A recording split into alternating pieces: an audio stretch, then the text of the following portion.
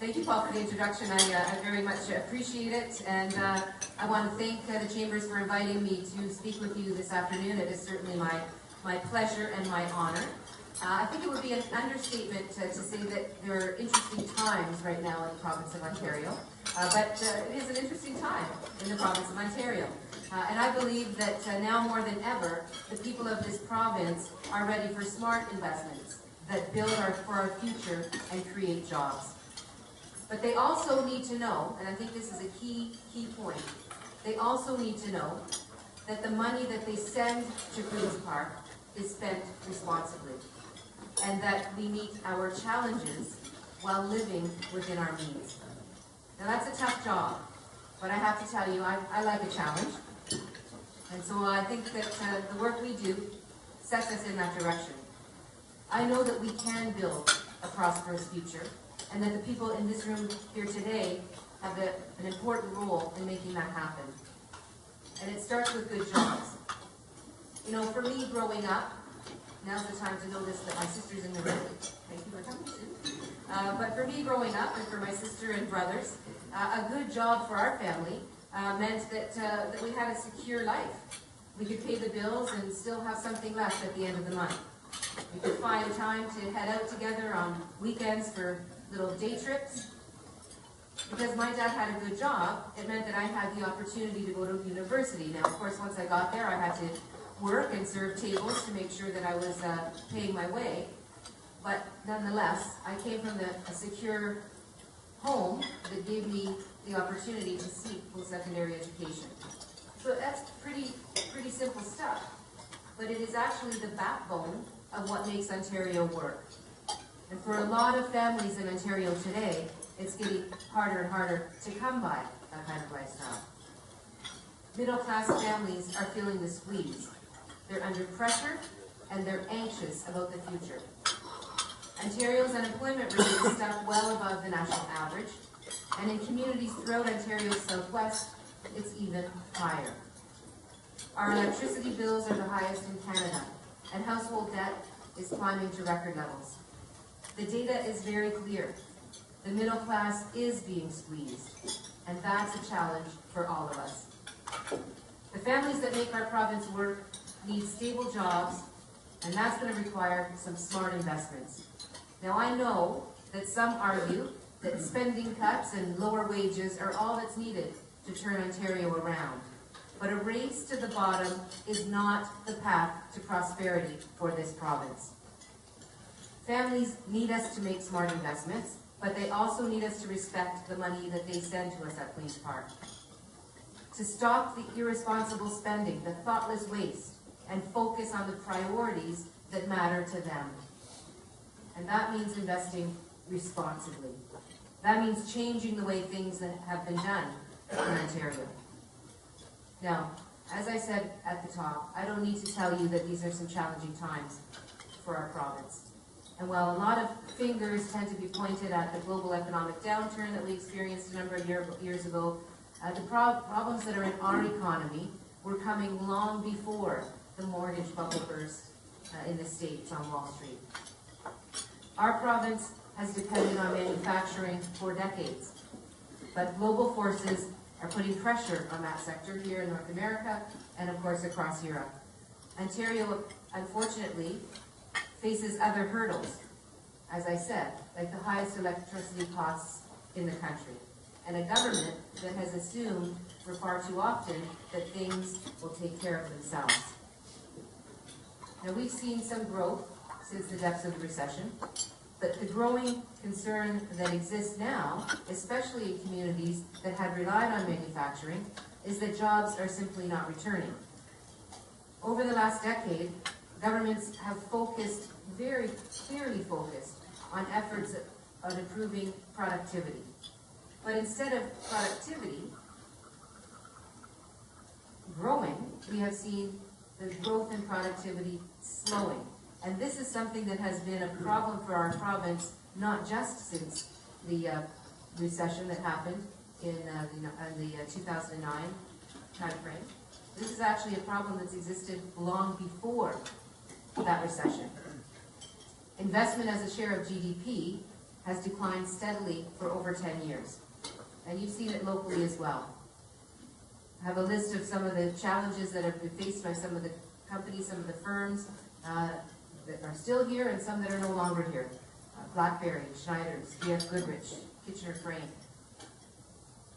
These are examples that show that manufacturing is still facing many, many challenges. But I don't think that these challenges are necessarily a reason for us to despair. But they're a pretty good argument against complacency. Kitchener-Waterloo's business community has been resilient, and I have to congratulate you for that. The bad news of layoffs has been mitigated by combined efforts of local businesses looking for talented potential employees and retraining efforts that are headquartered at Communitech. But it's clear that there's a heck of a lot more that needs to be done. And we can't rely on the same old solutions that have not been delivering for us. We can't rely on tired ideology either that doesn't work in the real world. We need a focus on results and doing the hard work to make them a reality. You know, the provinces that are outperforming Ontario didn't do it by driving down wages, closing hospitals, and slashing strategic support for businesses. And they didn't do it by throwing money at problems and putting unsustainable tax burdens on the middle class families in their provinces. They did it by working with companies that were ready to invest in their provinces, and they did it by incentivizing job creation. They did it by ensuring that investments led to value-added production, and they did it by ensuring that other real costs, like electricity rates, are affordable. Ontario needs a new approach if we're going to balance the books without squeezing more families out of the middle class. And I believe that New Democrats can show the way. In fact, I think we're already doing it. You know, economists have actually studied the Federal Department of Finance's fiscal tables and found, now this is a big surprise, so don't be shocked, found that New Democrat governments, in fact, have run fewer deficit budgets than any other political party. Moreover, they've run smaller deficits as a share of GDP. Now, this is information that's held federally in the federal records, and it's clear that successful NDP governments have been able to lead the way when it comes to strong economic growth, environmental policies, effective healthcare systems, and competitive tax rates. Here in Ontario, New Democrats show our ability to address people's concerns during the last two budget cycles. We saw young people who are facing record levels of unemployment. Now, I got to tell you, I have a son who's 21 years old, and I certainly don't want him to still be in my basement when he's 30 years old. And I know there's a lot of parents out there that are feeling the same. So with this reality that we're facing with severe youth unemployment, we worked really hard to deliver a First Start Jobs program that basically works with businesses to try to create jobs and training opportunities for young people and help them get out of their parents' basements and into the real world of work. We saw seniors who were looking for support so that they could stay in their homes instead of spending time in a hospital bed. And we saw a healthcare system facing strains of an aging population. So we worked hard to deliver shorter wait times for home care services. We saw government treat people's dollars like monopoly money in this province and then hide the facts from the people who elected them. The people, in fact, who are stuck with the bill. The $1 billion that the government blew on the politically motivated decision to move the Mississauga and Oakville gas plants could have gone a long way if it had been invested, for example, in job creation and helping businesses grow in southwestern Ontario. So, we worked hard to create the Financial Accountability Office that will stop spending scandals in this province before they happen, regardless of who is in government. We saw the need for responsible government investment in southwestern Ontario. So, while the Conservatives, and sorry guys, I know you're here and we're all on mic, but while Tim Hudak and the Conservatives sat on the sidelines complaining that the Southwestern Economic Development Fund would be used as a government slush fund, we instead strengthened that plan to ensure that it was genuinely accountable to communities and would award grants and loans to companies with sound plans for growth and job creation. We've delivered results, and we plan to keep delivering. We know that if Ontario is going to succeed, we can't keep doing everything the same and expect better results. That means getting smart about attracting investment and building our workforce. You know, for years, that's meant reducing the corporate tax rate in this province, a measure that's meant larger profits for companies that were already doing pretty well. But I think it's time to think a little bit differently about how we partner with business. In Manitoba, tax credits targeted to companies that are making investments in productivity and training have made a real difference. And I believe that those kinds of measures can work here for companies that are ready to invest in Ontario. And invest, frankly, in equipment and plant, infrastructure, technology. You know, Manitoba's NDP government has also successfully brought the small business rate in that province down to 0. The tax rate for small business has been eliminated completely. Now, these are real strategies with a track record of success. They're not based on ideology, but they're based on results. And in fact, you may know that the rate of productivity investment in Manitoba surpasses that of Ontario, and in fact surpasses the national rate. So there's no secret that we have our work cut out for us when it comes to building and maintaining the infrastructure as well that makes Ontario work.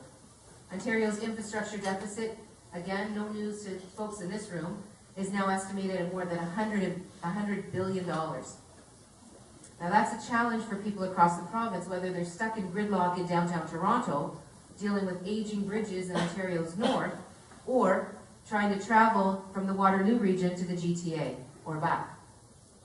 Now, you were promised two-way all-day GO service in 2011. As it stands, that commitment remains part of Metrolinx's next phase of projects, starting in maybe 15 years or so, which is when that next phase is scheduled to be on track. We've seen too many times plans for action get postponed and then indefinitely delayed. It's a problem for families, no doubt about it, but it also poses challenges for Ontario business. When businesses are deciding where to build, where to expand, they need to know that they can get their products to market quickly and effectively, and they need to know that their employees can get to work safely and on time. Smart investments, like two-way all-day GO service, which you know and I know will help make this region get to its dream of being that fantastic, huge tech hub, creating over 37,000 new jobs, needs to happen. There are companies in this region, in the renowned tech sector, that are shuttling their own employees back and forth to the GTA. So they live in the GTA and they shuttle them here to work in the tech sector. We know that people don't just drive into Toronto anymore, and we need the kind of transit options that reflect that reality.